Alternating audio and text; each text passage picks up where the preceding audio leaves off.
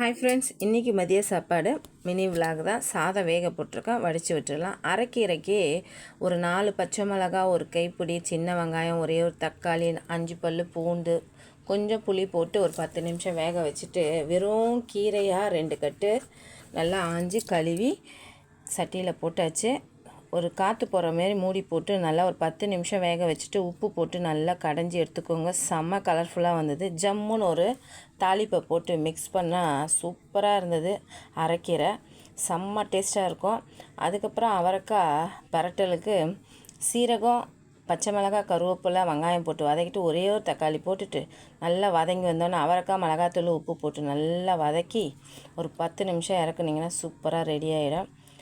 கத்திரிக்காய்க்கு மசாலா தடவி வச்சுருந்தேன், தோசைக்கல்லில் போட்டு பரட்டி எடுத்துருங்க. அதுக்கப்புறம் தக்காளி ரசம் வச்சுருக்கேன். இந்த வீடியோ பிடிச்சிருந்தா லைக் பண்ணி, ஷேர் பண்ணி, கமெண்ட் பண்ணுங்கள். கண்டிப்பாக சப்போர்ட் பண்ணுங்கள். நீங்களும் ட்ரை பண்ணி பாருங்கள்.